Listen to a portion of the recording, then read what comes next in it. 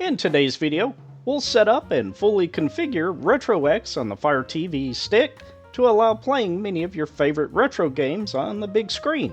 RetroX supports over 30 emulators, and the setup process is the absolute easiest I've found in my 1.5 weeks of testing and research.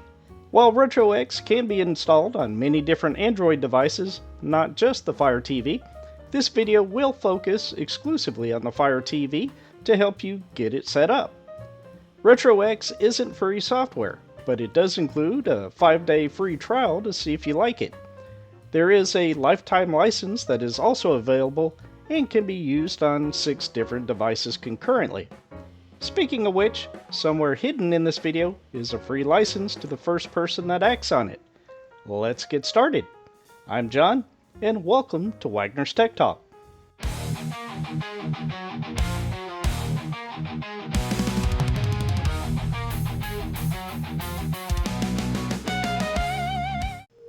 The first thing we'll need for this project is a Fire TV stick.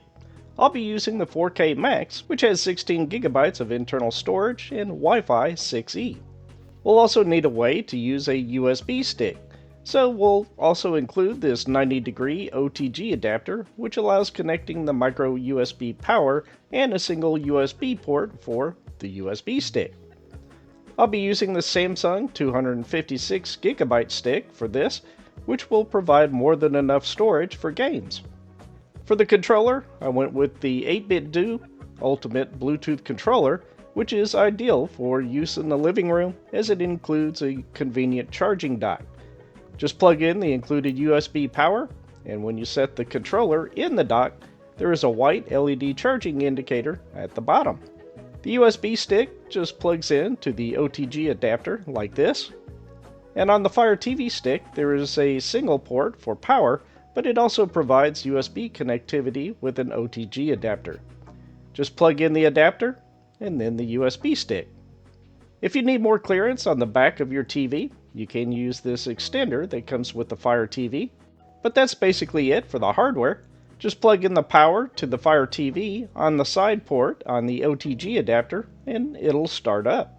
From here, we'll just use the Fire TV remote to get the Fire TV set up and running by following the easy on-screen wizard.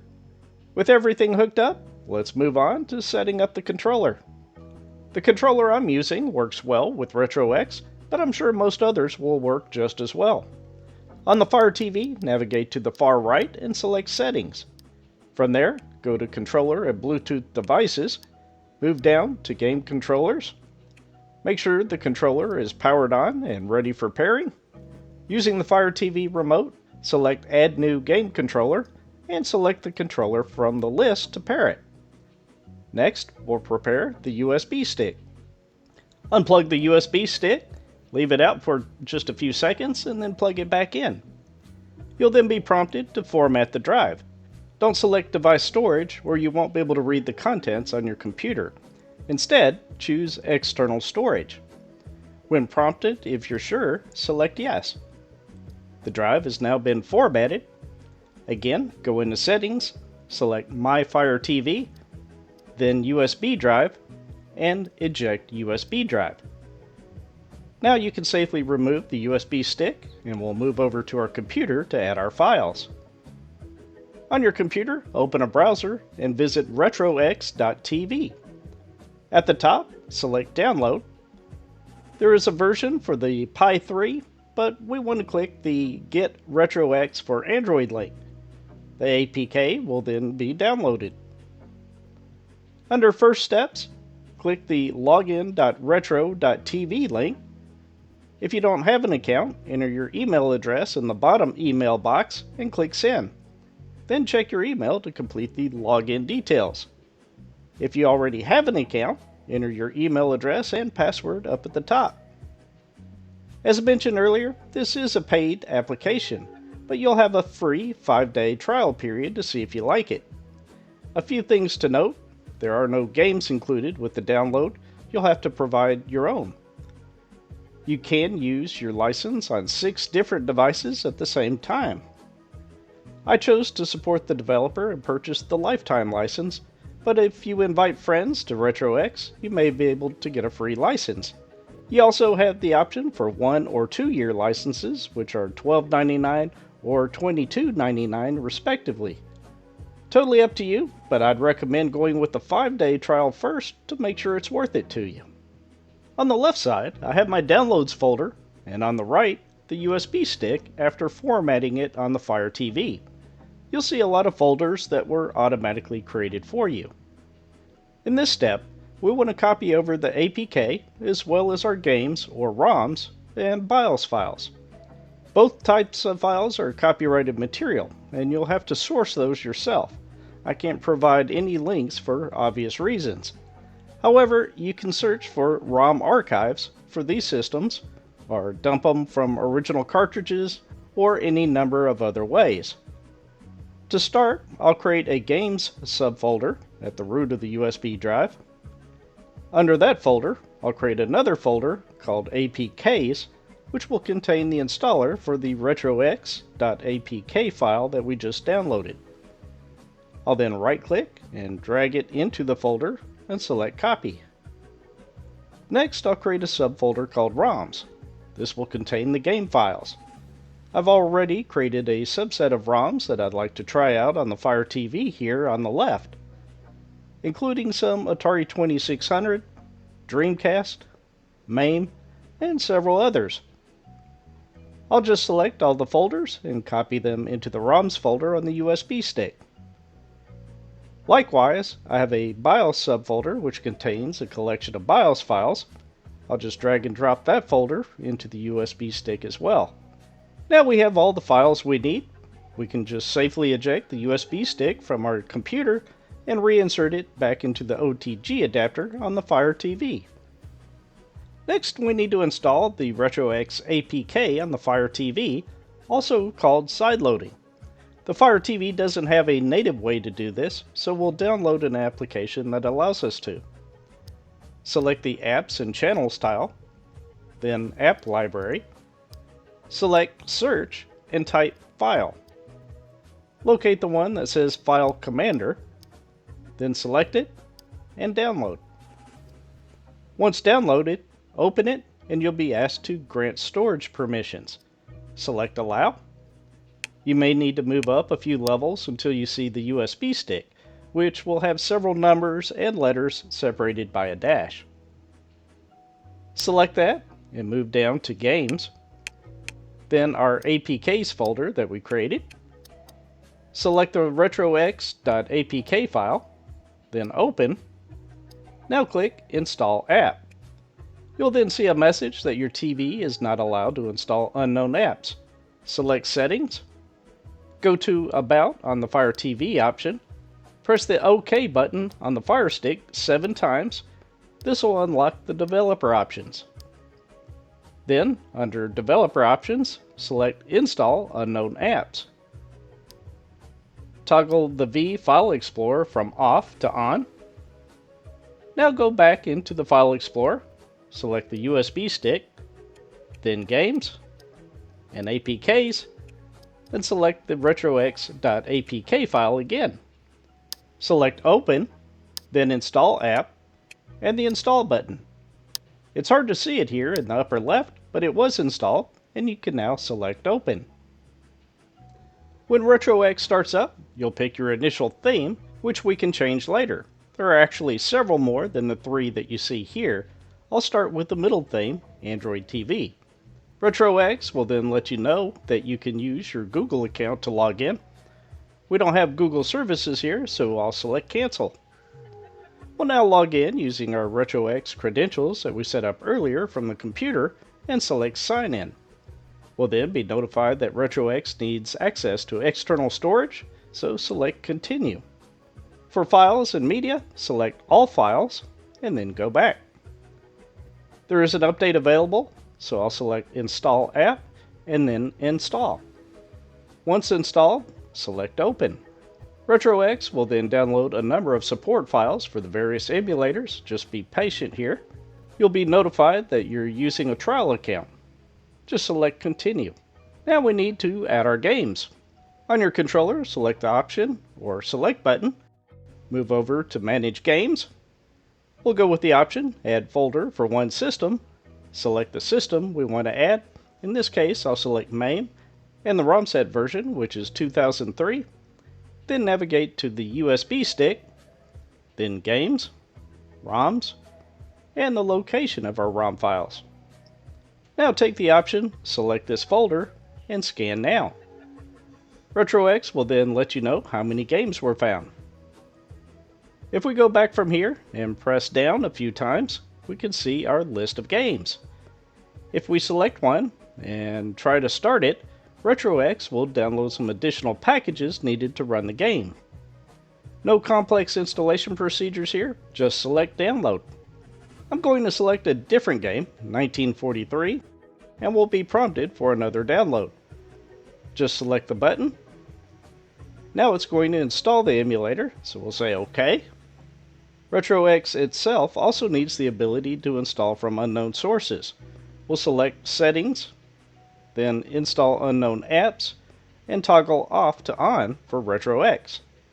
We'll go back in, select Install to install the emulator, and done. Now everything we need to play our main arcade games has been installed. Now when we click the Start or Play button, we see the controller layout, which has been perfectly mapped already for our controller automatically. We could go into the options to make adjustments, but they weren't necessary with this controller. And now we can just play the game. From this point forward, setting up additional systems goes much faster, and we're just getting started. I realize it may seem like a few steps if you're new to emulation, but this is far easier than any other emulation option that I've tried on the Fire TV. Here I've loaded the arcade version of Asteroids. To insert a credit, you'll press the Select button, which on this controller is a minus symbol. To start a game, you'll press the Start, which is the plus sign. All of the buttons were mapped automatically for us. To exit a game, you press the Select and Start buttons at the same time. Here you have the option to save or load a game state, and Quit is at the very bottom, which you can't see because the controller is blocking the view. I'll save the game state and assign it to one of the 6 tiles, and then go back into the game. Darn, I got out. Well, I could just press Select and Start again, go to Load State, and select my last save game, and keep playing.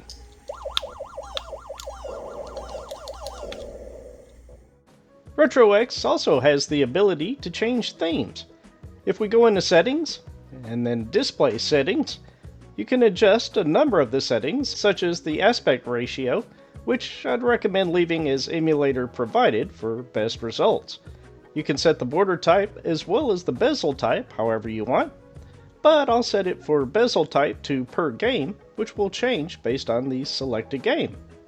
Under User Interface Themes, you can select the user interface style, and if you select the far right option, TV with Themes, you can totally change the look of the UI. After making this change, RetroX will need to restart. Now I can change the theme from pure dark to something a bit more interesting, such as Rapster UK Showcase, and select Yes to download it.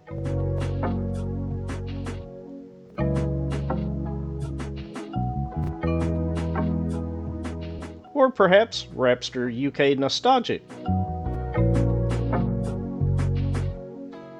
Or a comic book theme. With so many themes to choose from, I think the Rapster UK Una Refried theme looks good on the Fire TV, so I'll stick with that one for now. Now let's quickly go through many of the settings, starting with Manage Games. You've already seen how easy it is to add games. Just select Add Folders for one system, browse to that system, then locate the folder that contains the ROMs, and select this folder, and scan now. You can select Manage Folders if you want to view the locations of all the folders that have been assigned for the various systems. You can get artwork and videos or uninstall games. Within System Settings, you can modify the gamepad settings, such as displaying touchscreen controls, which may be good for a tablet, but not for the Fire TV. You can modify the gamepad button mapping, which will typically be set properly out of the box. You can set the auto map for N64 controllers or open Bluetooth settings. Within emulator settings, you can enable external emulators if you wish to manually manage your emulators. This option is for advanced users. It also provides additional options for rewind or fast forward within the game. In device settings, if you want to add a BIOS file for a particular emulator, you can select the BIOS file manager, then the BIOS for the system, pick the BIOS file, and browse to the location where the BIOS is stored on your USB stick and assign the BIOS file. There are settings for starting RetroX on boot, deleting your data, ignore missing MAME or Final Burn Alpha ROMs, and you can set the location for storing games and more. In display and audio settings, we've already covered themes, but there is more to it that may be of interest to you. For example, under border types, you can select from live borders, static background, or bezels. In background music, you can turn off the background music that's playing when RetroX first starts up, or change the audio track. In addition, you can set the background music volume level, if you wish. Within screen type, normal is typically what you'll want to use. There are options for small or a connected CRT. In advanced emulator options, you can set the FPS to appear during gameplay, which you'll see momentarily when we discuss the gameplay. You can also disable showing controller info when it connects to the Fire TV. Now that you have a good idea of the options available to you, let's check out some gameplay. When it comes to gameplay, one that was of most interest to me personally is MAME. MAME stands for Multiple Arcade Machine Emulator, and allows you to play those classic arcade games. Having grown up in the 80s, these games are so much fun to play on the Fire TV stick, and they look great. Playing classics such as Double Dragon on the 75-inch living room TV is so awesome. Marble Madness used a trackball in the arcades, but it's fully playable and fun with the controller also. Mario Brothers is one that I was not that great at, but it's a fantastic game. Metal Slug came out in 1999 and an awesome classic arcade game. And who could forget Joust? With any Williams games, please note that the game may not work fully the first time you launch it. When that happens, after you see the factory settings message, exit and go back in, and it'll play perfectly every time after that. The same is true for this awesome game, Robotron. Aside from Pac-Man, Miss Pac-Man is arguably one of the most well-known classic arcade games of all time. RetroX supports over 30 different systems, allowing you to play some of the most memorable games from the 80s and 90s. I'll quickly show you some of the other systems and how they look on the Fire TV. I hope you found this video helpful in setting up RetroX on your Fire TV. If you did, please let me know by clicking the like button and subscribe for future tech videos. For the remainder of this video, I'll show gameplay on various other systems so you can get a good feel of how they play, including sound and frame rates where appropriate. The Fire TV and RetroX can play many different systems than what are shown here, and there are some that don't play perfectly. For example, some Dreamcast games will play below 60 FPS, as well as Saturn and N64, though others are fully playable. PS1 and below will play great. Thank you so much for watching, and I look forward to talking with you again very soon.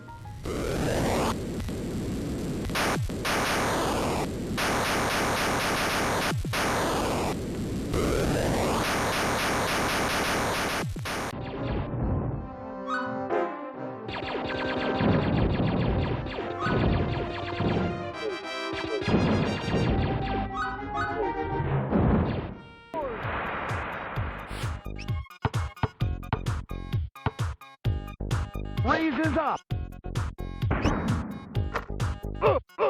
For 2. For 3. Passes. He's heating up.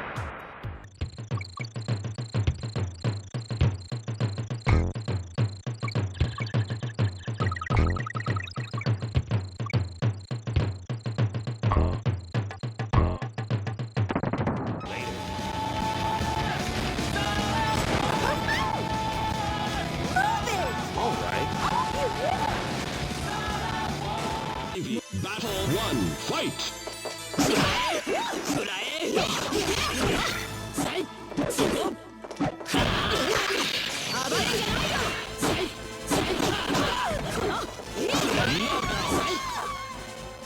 Round 1, fight!